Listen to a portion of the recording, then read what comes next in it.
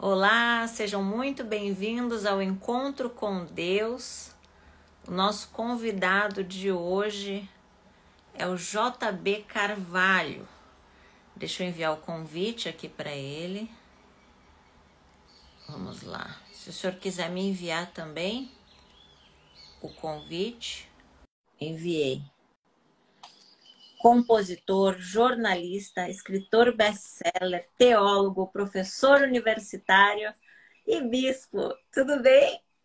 Olá, tudo bem, Andressa? Que alegria. Que alegria ter o senhor aqui. Muito obrigada por ter aceitado o convite.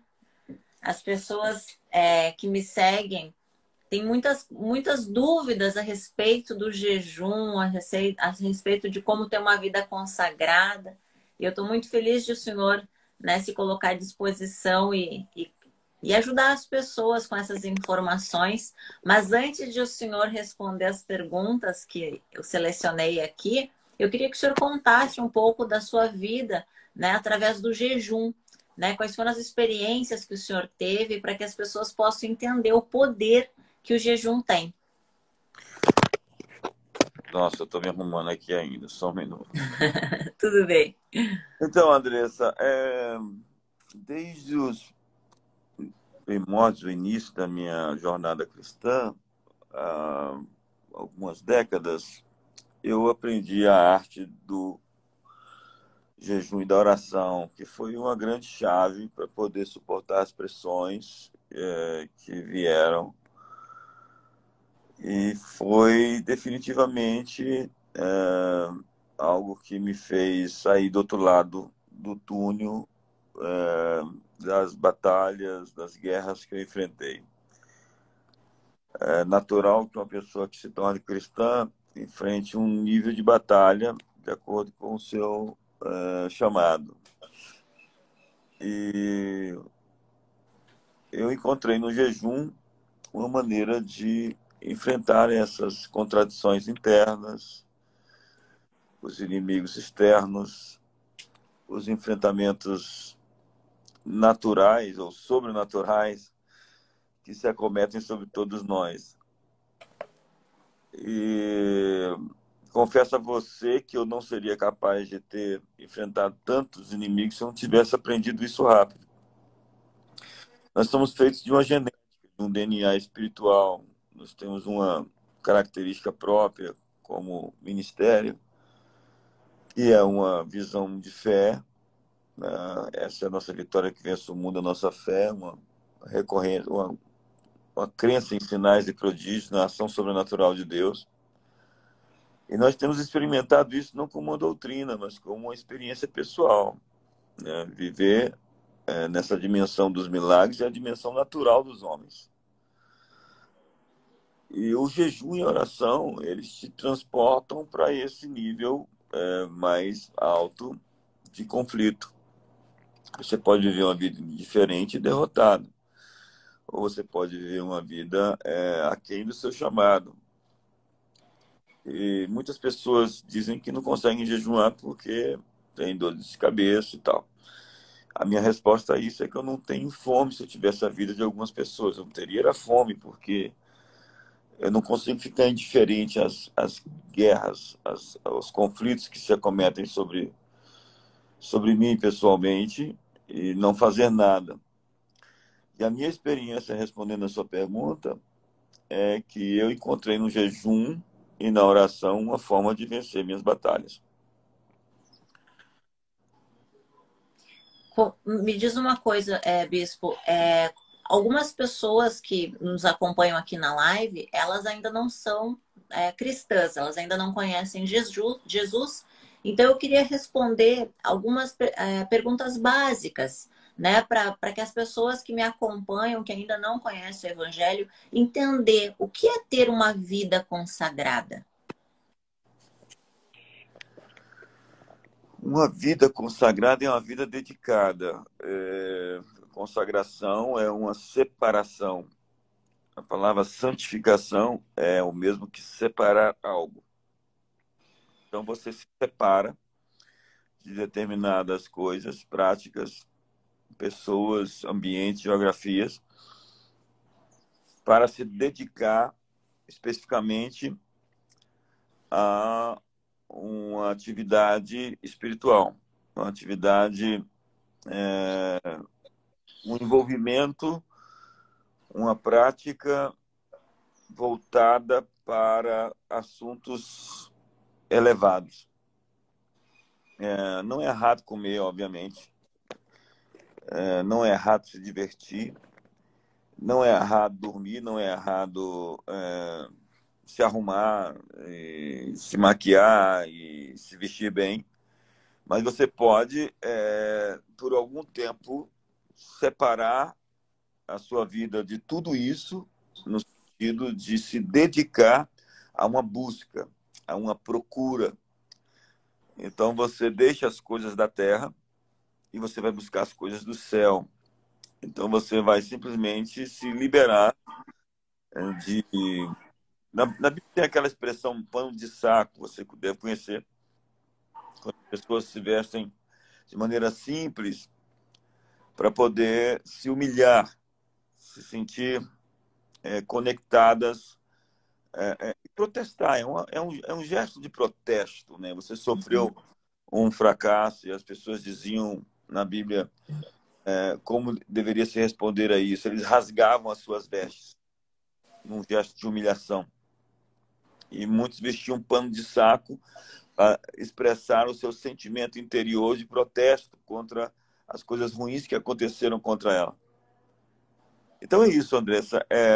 Consagração é uma separação, onde você se dedica às coisas que você quer, abdicando de coisas legítimas que você poderia ter, mas que você está realmente sacrificando. O senhor poderia dar alguma sugestão para quem está novo convertido, alguma coisa que ela possa assim fazer para que ela possa começar essa consagração? Sabe, isso é mais do que um momento que você tira. Eu acho que desligar a televisão é uma grande coisa hoje e se conectar a assuntos que importam, que ajudam, que edificam, trocar o controle remoto por um livro. Muito importante escolher bem as pessoas com quem você se relaciona, amigos, os companheiros de jornada. Eu tenho dito, antes de escolher o caminho, escolha quem vai com você. É tão importante porque as pessoas nos influenciam bastante. Você nunca vai ter a vida que você deseja até escolher as pessoas certas para participar da sua vida. Então é muito importante você reinventar-se. E muitas dessas medidas não são casuais, não são momentâneas, são permanentes. A dieta que você tem, há um texto na Bíblia de Daniel, está bem dentro do nosso assunto, em que ele não vai comer das iguarias que se oferecem na Babilônia. Então vai comer legumes, frutas, e depois de 10 dias o rosto deles é mais limpo, mais belo do que todos os outros da Babilônia. Isso foi um gesto de separação, de consagração. E isso promoveu ele e deixou ele destacado. Então, eu sugiro às pessoas que façam dietas com alimentos específicos, busque um quarto de oração onde elas possam se dedicar a essa busca, fechando a porta e se isolando de outros assuntos. Não é um isolamento completo, porque você não é um monge, você não vai se separar do mundo completamente, mas em alguns momentos, nesse caso, você pode se dedicar, sim, a uma busca, e isso é muito importante que você faça de maneira intencional. Para quem não conhece Jesus Cristo, eu queria que o senhor pudesse explicar de uma maneira mais simples para a pessoa o que é o reino de Deus. Então, o reino de Deus não é comida nem bebida, mas justiça, alegria, paz, gozo no Espírito Santo. O reino de Deus é uma atmosfera, é um ambiente, são valores. disserem que ele está ali ou acolá, não creia, porque ele está no meio de vocês, disse Jesus em Lucas 17, verso 21. Então, o reino de Deus é uma realidade presente, que está em avanço, em crescimento, e que precisa ser abraçado. A ideia de justiça, a ideia de fazer ao próximo o que você gostaria que fosse feito com você, a ideia de não fazer ao próximo o que você não gostaria que fosse feito com você, a ideia de que você vai prestar contas um dia de todos os seus atos, né? Então você deveria viver como alguém que fosse prestar contas. O reino de Deus é uma manifestação do céu na terra e ele vem de maneira invisível. E ele vai ocupando espaços e tomando posições. Isso já está acontecendo há 2000 anos. O mundo em que nós vivemos é bem diferente do mundo de 2000 anos atrás. Apesar de a gente acreditar que as coisas estão ruins e indo de mal a pior, é porque essas pessoas não conhecem o passado. Porque o passado foi muito pior do que o que nós vivemos hoje. Não existia essa ideia de direitos humanos, dignidade humana, liberdade de expressão. Tudo isso, se você pensa em termos de 2000 anos, não precisa ir longe. Eu sou de uma escola que acredita que nós estamos enfrentando muitas dificuldades, é verdade, não posso negar a realidade disso. Contudo, nós estamos avançando sistematicamente para um objetivo, um alvo, para um plano. Deus não perdeu o controle das coisas. Pelo contrário, Ele está conduzindo a história. Apesar das guerras, rumores de guerras, fomes, pestes, terremotos, que não é culpa dele, né? Deus não tem nada a ver com isso. Deus não está matando ninguém. Os homens estão se matando. E para impedir essa...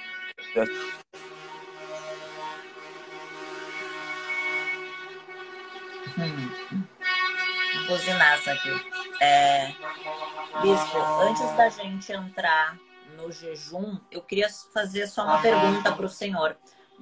Algumas pessoas, elas já ouviram falar de Deus, ouviram falar de Jesus, mas não conhecem o poder do Espírito Santo. Se o senhor puder mais ou menos assim, explicar como ela ser batizada com o Espírito Santo, como ela ser cheia do Espírito Santo, né? Primeiro, quem é? Quem é o Espírito Santo e como ela ser batizada e cheia dele?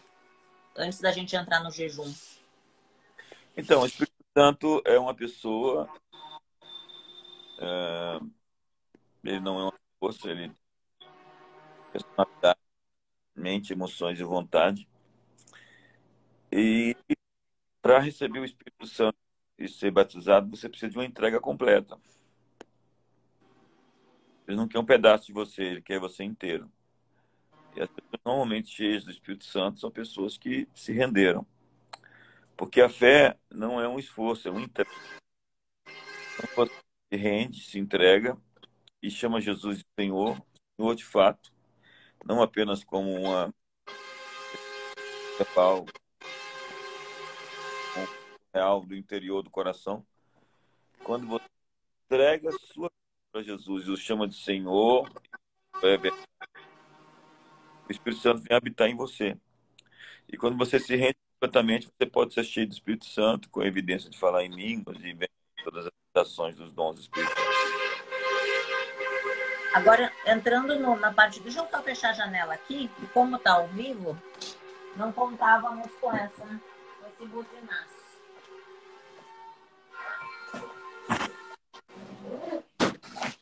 Ai, vamos lá. Agora, para as pessoas entenderem exatamente, Bispo, o que é o jejum? Porque eu tenho muitas pessoas que elas me seguem, para ela tudo é muito novo.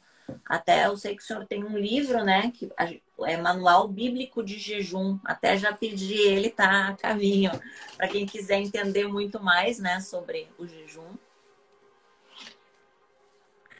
Então, O jejum, ele é usado na Bíblia de maneira sistemática pelos apóstolos e profetas.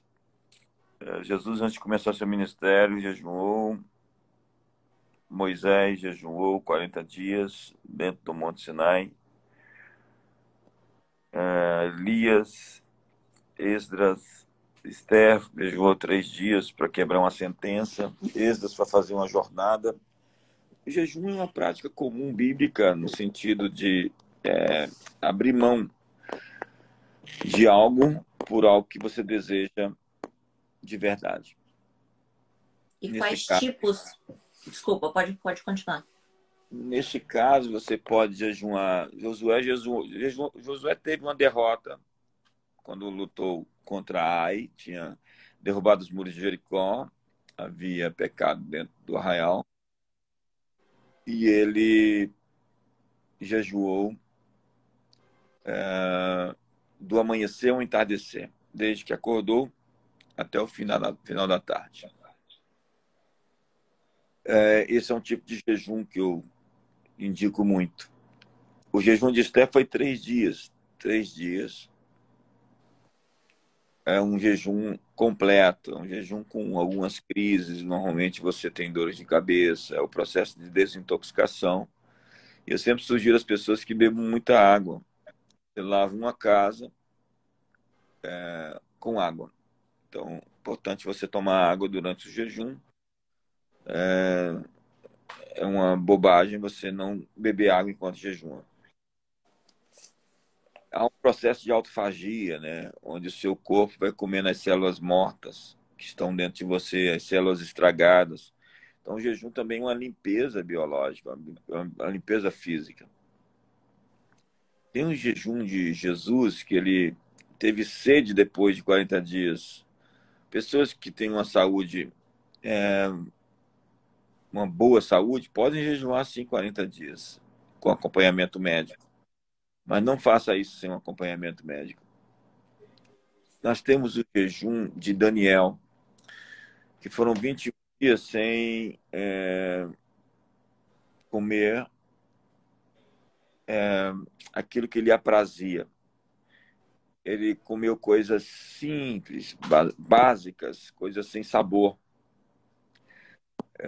Então ele, por 21 dias, se dedicou a comer somente aquilo que realmente o alimentava, que não tinha sabor nenhum, que não tinha muito gosto.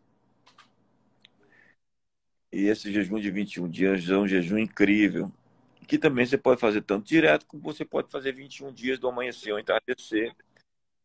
Você que está começando agora, que nunca jejuou, pode fazer até meio-dia. Até meio-dia, porque você está abrindo mão de uma refeição.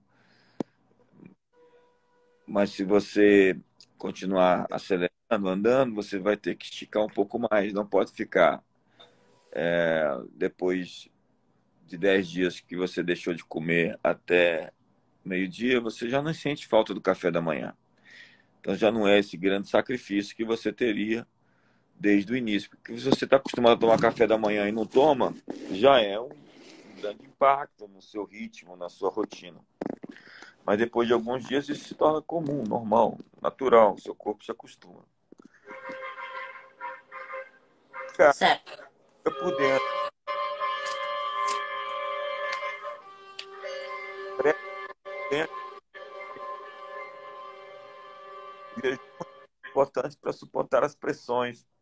Você administra melhor as pressões quando você está sem comer. Então você fica bastante concentrado em enfrentar as oposições e está o seu corpo, alma e espírito muito dedicado em enfrentar seus inimigos. Era isso que eu ia perguntar para o senhor, porque assim, ele tem um motivo espiritual, né? Então, assim, o que que a pessoa pode estar, assim, que tipo de luta ela pode estar passando para o senhor mais ou menos direcionar para quem não entende disso, o que tipo de problema ela pode estar passando que o jejum pode ser útil na vida dela? Sugestões, assim, de fatos que pode estar acontecendo. O jejum tem que ser feito com oração, né? Então você tem que colocar a meta, o objetivo pelo qual você está jejuando. Qual é o propósito? Então, Você pode fazer, né, sobre algo que você está buscando e buscar isso em oração e jejum. Mas você também pode é, ó, e ser obstinado nisso. E normalmente isso funciona 90 das vezes. Desculpa, bispo, falhou bastante a conexão, se o senhor puder repetir. Normalmente isso funciona, ela funciona demais se você for intencional. Pode colocar alvos, como pode colocar um alvo só como alguns outros. Mas é importante que você seja realmente intencional. Não é deixar de comer, não é passar fome. É buscar a Deus por algo que você deseja. Tem assim um limite de horas, no mínimo tantas horas? Tem alguma direção assim? Como eu disse, pode ser que para quem está começando até meio-dia, depois você pode esticar até o final da tarde, depois você pode jejuar 24 horas, como pode jejuar 36 horas, como 72 horas, e uma semana, 10 dias, como Daniel, 21 dias, como Daniel. Jejuns mais prolongados exigem um acompanhamento. Então ela pode, de preferência com água, né? Para ser total só com acompanhamento médico. Não, se você jejua 3 dias, você não precisa de acompanhamento médico, a não ser que você tenha uma doença, né? É, e o jejum, nesse caso, eles põem suas células, elas ativam, seu sistema imunológico acorda, né? Você fica muito mais ativado para poder se autocurar. Dentro de um certo ambiente, você se restaura, seu corpo foi feito para se restaurar. E como que ela pode falar com Deus assim para iniciar o jejum e finalizar?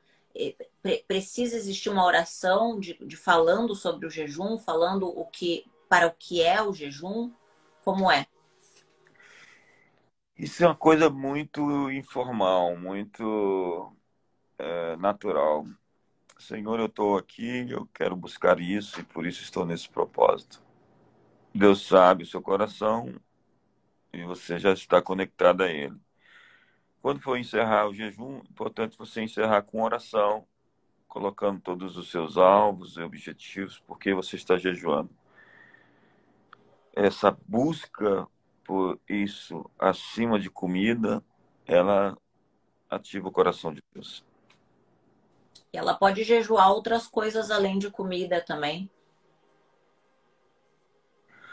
Pode, como eu disse, pode deixar de se arrumar demais, tirar é, comidas saborosas, deixar de ir no restaurante. Qualquer coisa que você abra mão, um sacrifício é uma prática de jejum. E o que ela deve fazer enquanto jejua e o que ela não deve fazer enquanto ela jejua. Normalmente não deve fazer exercícios físicos, né? Você está no jejum prolongado, se você não tem para queimar. Você pode trabalhar, se não for um trabalho exaustivo. Deve se divertir.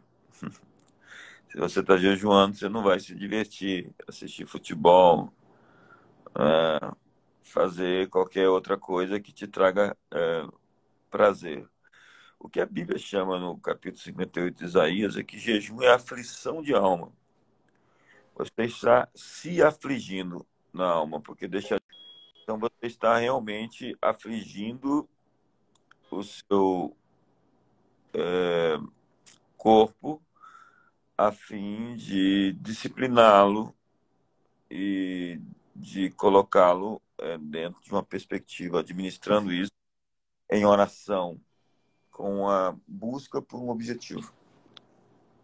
Quando a pessoa está chegando, né, conhecendo a palavra de Deus, qual o livro da Bíblia que o senhor indica assim, para o novo convertido, para que ele comece a ler e como é que ele deve fazer antes? Se existe uma oração que ele deve falar com Deus antes?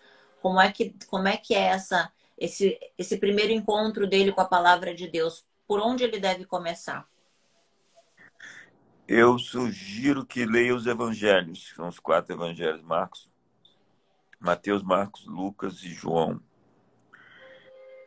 Se for orar, que você peça para Deus abrir, descortinar a palavra dele para você. Deus, mostra-me a verdade. Eu quero entender. Espírito Santo, me ensina a verdade. Como que Deus fala com as pessoas, bispo? Porque tem muitas pessoas, às vezes, que têm dúvidas, que nunca tiveram nenhuma experiência com Deus. E elas gostariam, porque elas só ouviram falar. Então, o que ela deve fazer para que ela tenha essa experiência com Deus?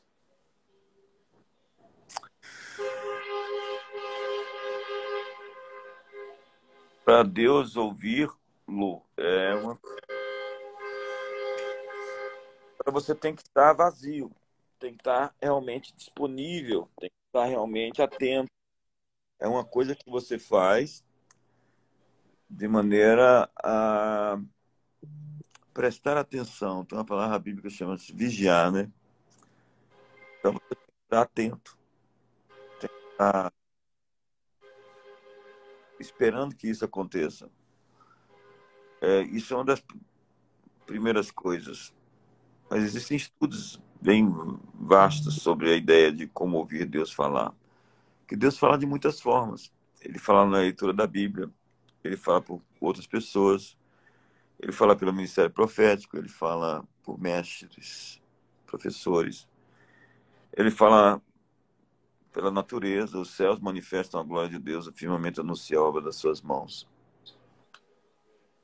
Ele fala no coração. Às vezes você toma uma decisão e perde a paz, fica angustiado. Então você está tomando uma decisão errada. A Bíblia diz que a paz é o árbitro no seu coração. Então, se você se desviar para a direita ou para a esquerda, você ouvirá uma voz atrás de você. Então, o caminho será à medida que você vai seguindo. É uma coisa bíblica de que o Filho de Deus será guiado pelo Espírito Santo de Deus. Então, é natural, totalmente normal que você tenha essa direção de Deus acerca dos assuntos da vida. Deus, ele queria falar com a gente como um amigo fala com outro amigo. A dificuldade que nós temos, às vezes, é a religião. É o espírito religioso, são as liturgias, as formas, as fórmulas, as formas. E a gente deveria falar com Deus como falar um pai, né? Pai nosso que está no céu. Não existe muito apetrecho, não existe muita complexidade. É uma relação simples, é uma coisa comum, natural, que deveria ser assim, informal. Deus, eu estou aqui. Não existe palavras difíceis para falar com Ele. Você pode chegar ao seu coração simplesmente dizendo Pai. Esse é a grande revolução de Jesus, chamar Deus de Pai. Deus fala com a gente através de sonhos? E se sim, como identificar que é Deus e não, né, o diabo que pode estar colocando algum sonho? Porque eu conheço algumas amigas que falam, ai, Deus falou comigo atrás de sonho, e daí você pensa, meu Deus, será que é Deus mesmo? Ou será que não é ela? Ou, enfim, o diabo? Como discernir isso? O sonho pode ter 3 fontes: Deus, o diabo ou você mesmo. Às vezes você está fazendo um escandisque da alma, você teve tantas experiências no dia e está reorganizando aquelas coisas dentro de você. Então, sua alma começa a colocar isso dentro em perspectiva e faz com que aqueles assuntos que você viveu se organizem na sua memória. Então, às vezes você se lembra dele durante a noite. Mas, obviamente, que tem invasões demoníacas em sonhos. E, às vezes, muito sutis, onde as pessoas acham que foi Deus e não foi. Foi a concorrência, como diz um amigo meu. E tem os sonhos divinos.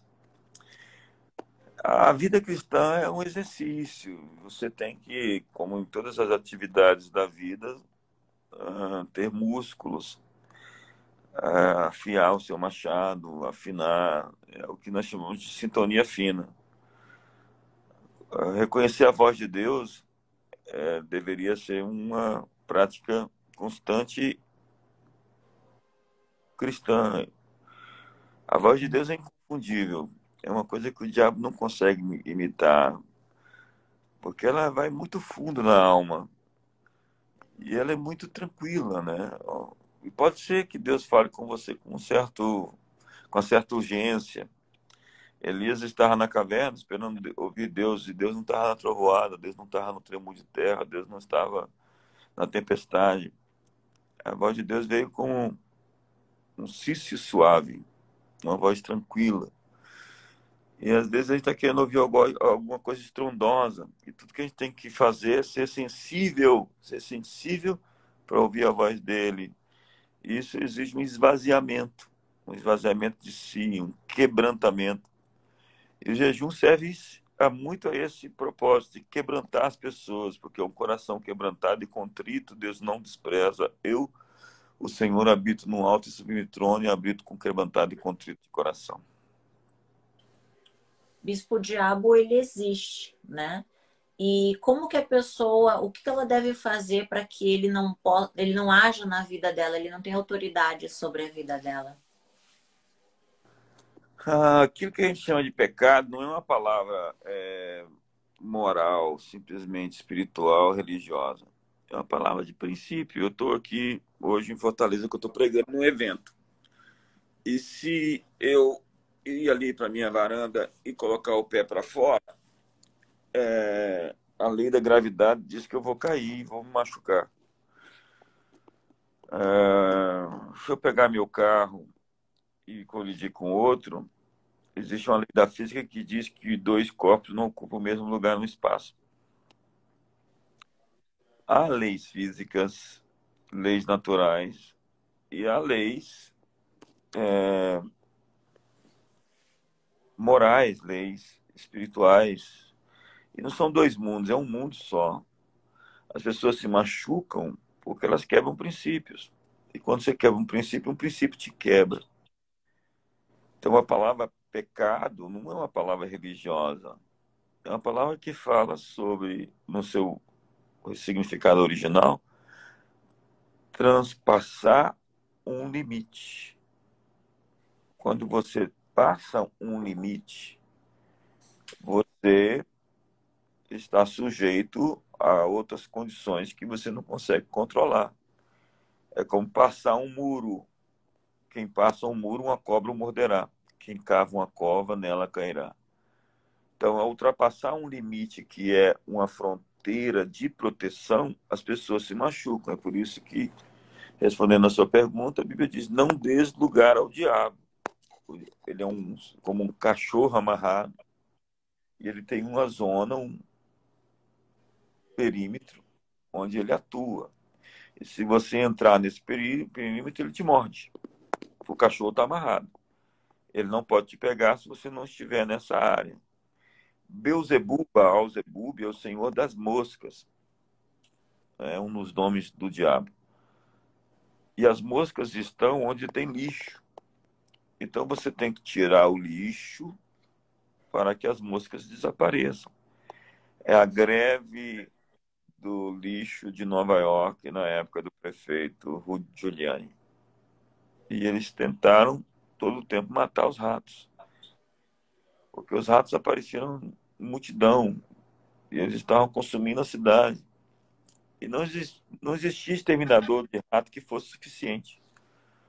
Até que chamaram alguém para negociar o fim da greve.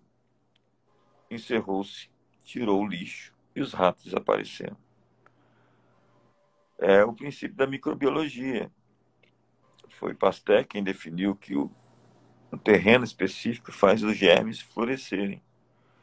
Então, quando você lida com aquele terreno, limpa aquele terreno, aqueles agentes biológicos, aquelas microbios, vão desaparecer porque está limpo. Então, uma vida limpa, santificada, consagrada, não vai ter a presença de demônios. Nós precisamos tirar o lixo da nossa vida, que são as práticas que a gente comete, os erros que a gente insistentemente faz. Então, não adianta buscar libertação enquanto não lidar primeiro com os hábitos de vida. E se a pessoa ela é batizada com o Espírito Santo, pode vir algum pensamento que não seja de Deus, não seja do próprio Deus ou da pessoa, mas sim do inferno, e ela falar alguma coisa ou agir de uma maneira usada pelo diabo, mesmo tendo o Espírito Santo? Sim, claro. O batismo do Espírito Santo não blinda ninguém para ser tentado. Pedro falou: Tu és o Cristo, o Filho do Deus vivo. E Jesus disse: Sobre essa pedra edificarei a minha igreja. No cenário posterior, Jesus fala para ele: Satanás, atrás de mim, porque tu cogitas as coisas de Deus e não dos homens. Em um momento ele falou uma coisa divina, no outro momento ele falou uma coisa inspirada pelo demônio.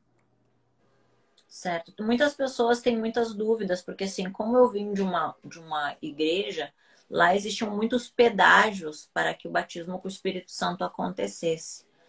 E aí eu queria que o senhor explicasse, porque tem muitas pessoas que eu vejo que elas são batizadas com o Espírito Santo, porque a gente já vê os frutos nelas, mas como elas não tiveram nenhuma experiência sobrenatural, não sentiram nada, elas têm dificuldade até de acreditar que elas tenham o Espírito Santo.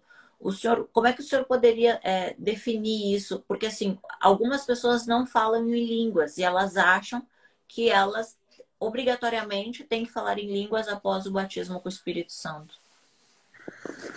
A gente tem que separar o batismo do Espírito Santo do fruto do Espírito Santo. O fruto do Espírito Santo é o fruto da maturidade cristã, de alguém que cresceu na fé e consegue produzir o caráter de Cristo. Amor, alegria, paz, bondade, benignidade, fidelidade, mansidão e domínio próprio.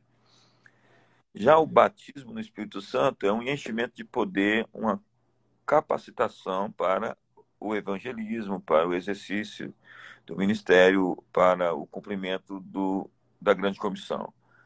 Então, o batismo no Espírito Santo uma capacitação, assim como qualquer unção. A unção é uma capacitação e não é somente um momento específico que você recebe o Espírito Santo. A Bíblia diz em Efésios capítulo 5, verso 18: Não vos embriagueis com vinho, mas enchei-vos do Espírito Santo, falando entre vós com salmos, com hinos e com ódios espirituais. O encher-se do Espírito Santo está ali numa atitude contínua. Então, encher-se do Espírito Santo não é uma única atividade momentânea, é um procedimento contínuo, onde você tem que estar sempre recebendo uma nova porção, uma nova unção, como beber água. E às vezes você vaza. Você foi cheio do Espírito Santo e você esvaziou-se, porque você não manteve aquela experiência. Então você tem que ter experiências outras, contínuas. A vida cristã não é uma filosofia, o relacionamento com Deus não é uma religião. Trata-se de fato de uma comunhão contínua, é um relacionamento com que você está todos os dias, como você e seu marido, como você e seu amigo. Você está sempre falando, comungando e recebendo uma troca de experiências. Então, a vida cristã é um relacionamento. Então, não adianta você pensar na experiência do passado. Nós precisamos da experiência hoje. E se a pessoa, no caso, ela foi batizada com o Espírito Santo, então quer dizer que não é do dia para a noite que ela vai mudar assim a personalidade dela, né? Porque um dos frutos é a mansidão, por exemplo. E aí a pessoa, ela é uma pessoa, na vida, ela é uma pessoa brava, mas não é do dia para a noite que acontece a mudança. O fruto, ele vem com o tempo, então.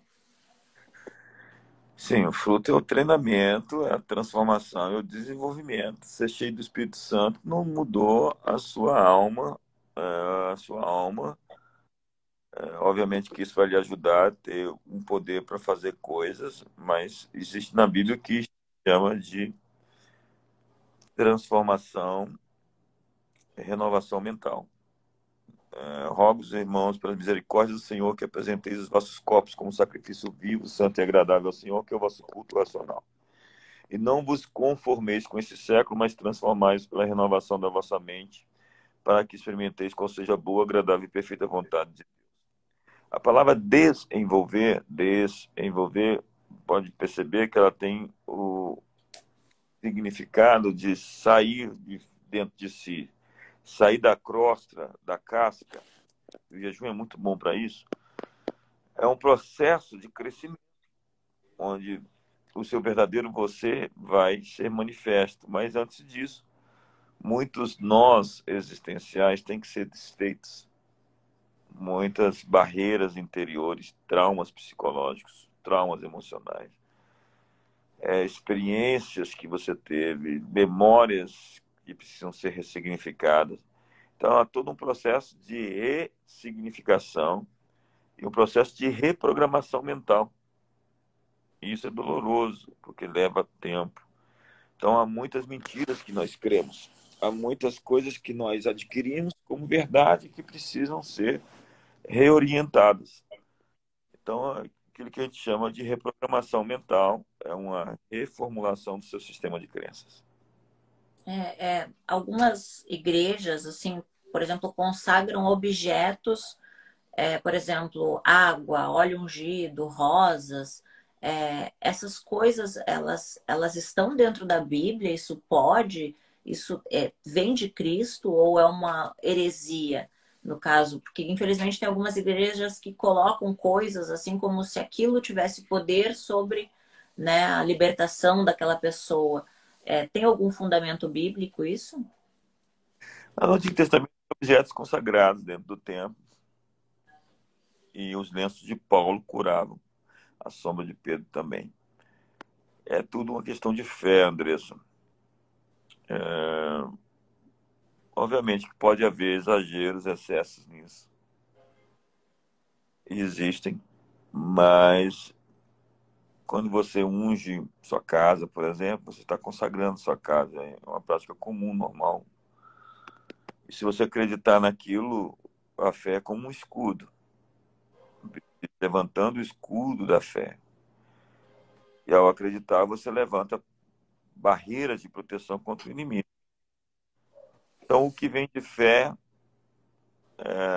não deve ser rechaçado, não deve ser. Não estou falando de negação das circunstâncias, estou falando de confiar. Que você pode sim consagrar um objeto e aquele objeto ser um veículo da manifestação da bênção. Um veículo que a gente chama de ponto de contato, né? Entre o mundo físico e espiritual. Alguma coisa que abre portais. O inimigo usa isso, né? Se você vê o tanto de objeto consagrado ao mal que dá permissão para o diabo se manifestar dentro do ambiente, as pessoas vão ali numa feira, viajar lá para Bali, aí traz uma entidade para dentro de casa, e aquilo vai oprimir a família, vai oprimir o lar. Se isso existe do lado de lá, certamente é uma contrafação, é uma imitação do verdadeiro. Porque o inimigo, ele não cria, ele só copia. E se uma pessoa ela foi vítima de um trabalho, por exemplo, de macumba, o próprio diabo engana ela dizendo que ela tem que fazer um outro trabalho para desmanchar aquilo, mas na verdade ela está só piorando, né? Como é que ela faz? Socorre essa pessoa que está aí, que não conhece ainda a palavra e foi orientada dessa maneira, de para que ela possa desfazer o trabalho que foi feito, ela tem que fazer outro trabalho. Ela vai lá e dá um bicudo naquele negócio lá, em nome de Jesus, e some da minha vida, eu quebro, eu desfaço, eu não aceito, eu me posiciono contra. A Bíblia diz: resistir o diabo e ele fugirá de vós. Você não contrata o diabo para se libertar do diabo. Você não contrata um criminoso para matar outro criminoso. Você chama a polícia. Então, você chama Jesus. E é isso que você tem que fazer: convidar o Senhor para poder desfazer as obras que foram feitas contra você. E você mesmo tem que se levantar com fé e se posicionar contra isso. Há um texto bíblico que fala para você não temer os deuses pagãos, nem citá-los, nem citar na sua boca o nome deles. É o temor a esses deuses que faz essas coisas acontecer. Não tenha medo do diabo. Bispo, a gente ficaria horas aqui, mas eu sei que o senhor tem muitos compromissos. Gostaria que o senhor deixasse as suas redes sociais para que as pessoas pudessem conhecer um pouco mais do seu trabalho, né, do que o senhor faz, além das redes sociais, se o senhor está com alguma igreja, e os livros do senhor também, como é que quais são os nomes e onde elas podem encontrar. Gente, aí no meu perfil eu disponibilizei o manual bíblico de jejum para pessoas que quiserem baixar. Tá? É uma coisa que eu faço, porque eu acredito muito que pessoas que essa prática do jejum podem avançar significativamente em suas vidas. Então está na bio do meu Instagram aí, JB Carvalho. Você vai lá na minha bio, clica lá, você vai abrir e vai estar lá para você poder baixar o manual bíblico do jejum. Isso é uma coisa que eu faço a fim de que as pessoas possam começar a sua jornada. Acredito que todos que adquirirem esse expediente vão ser bem-sucedidos, vão conseguir avançar significativamente.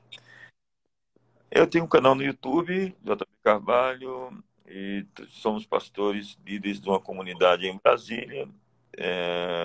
Estamos aqui em Fortaleza, temos uma conferência agora, tem que 6.000 pessoas hoje. Vou pregar hoje à noite. Estamos em São Paulo, estamos na Vila Olímpia, estamos em Barueri, temos igrejas também no Mato Grosso, Estados Unidos, Roma, enfim, estamos cumprindo a grande comissão de Jesus de pregar, anunciar o evangelho do reino de Deus, né? Que é justiça, alegria, paz, que é valores, que é poder de Deus para a salvação de todo aquele que crê, que é poder para libertar você dos seus esforços existenciais e curar suas feridas, suas dores, suas enfermidades. Restaurar sua vida e fazer de você pleno, completo, produtivo, criativo e bem-sucedido. É um prazer poder falar com você, Andressa. Deus abençoe você. Obrigada, Bispo. O Instagram da igreja tem para as pessoas seguir? Comunidade das Nações. Comunidade das Nações. E quais os livros que o senhor tem os nomes? Eu tenho Metanoia, que pela graça de Deus é um best-seller. É o meu coração pulsando. Tem os últimos livros que eu lancei, que é O Ano Novo Sou Eu. Fala sobre mudar de estação a partir de decisões, de escolhas. Tem Você é o Show, é um livro que eu escrevi tempos atrás. Tem o Metanoia Mentoria. Tem um devocional, que é um devocional de mensagens diárias. Enfim, eu tenho 14 livros escritos. Você pode entrar no Editora Chara, editorachara.com.br, Chara com CH, editorachara.com.br. Está lá todo o meu material e muitos outros livros que eu publico. Eu tenho uma editora para publicar livros e tem sido uma grande experiência. O senhor poderia fazer uma oração para as pessoas que estão acompanhando a gente, para a gente finalizar? Agora, Senhor, muito obrigado pela vida da Andressa, obrigado pela obra que o Senhor está fazendo, que o Senhor vai completar, que o Senhor vai terminar. O Senhor é fiel. E eu quero hoje abençoar cada uma dessas pessoas que estão por aí, muito vagando, tateando, buscando encontrar o caminho. E elas não têm referências.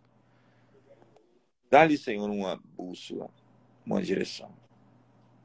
Mostra-lhes o caminho.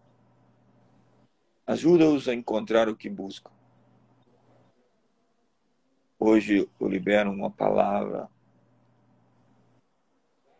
de restauração interior, emocional, física, familiar. Enfim, o Senhor tem plenitude para os que te buscam. E é uma vida abundante, completa, onde não há nada faltando, nada quebrado e nada fora do lugar.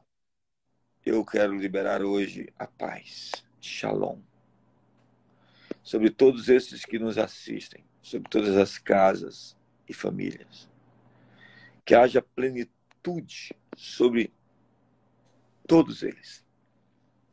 E que eles tenham a direção para tomar as decisões, fazer as escolhas que eles têm que fazer.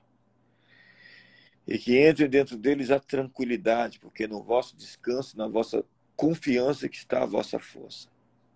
A certeza do que deve ser feito. As escolhas que devem ser tomadas. E eu quebro o jugo da escravidão, dos hábitos do pecado. Eu quebro hoje as correntes e as fortalezas. E eu ordeno hoje que as forças opressoras soltem suas garras dessas vidas. Sejam livres. Cristo nos libertou. Verdadeiramente somos livres. Que quebrem-se os cadeados de ferro, as portas de bronze. Que se curem os enfermos, os doentes. Todos os afligidos de alma sejam restaurados. Que haja bálsamo para as suas feridas. Que haja uma restauração da sua família. O coração do esposo, da esposa, se converta um ao outro. O coração do filho ao pai, o coração do pai ao filho. Que uma nova unção, uma nova capacitação, um novo poder venham sobre essas pessoas para capacitá-los a chegar onde tem que estar. Nós abençoamos o seu dia, o seu sábado, o seu final de semana. Viva para ver o bem, a bondade do nosso Deus na terra dos viventes. Obrigado, Senhor. Oramos em nome de Jesus. Amém. Muito obrigada, Bispo. Que Deus abençoe o senhor, o seu ministério. Muito obrigada por estar aqui com a gente, né? Contribuindo com o reino de Deus. E parabéns por essa inteligência que o Espírito Santo deu ao Senhor. Porque é tudo dele, né? E para ele são todas as coisas. Amém. Ele, para ele, por ele são todas as coisas. Obrigado, Andressa. Um abraço forte, um ótimo sábado. Tchau, tchau. Deus abençoe. Obrigadão. Obrigado, gente. Tchau, gente.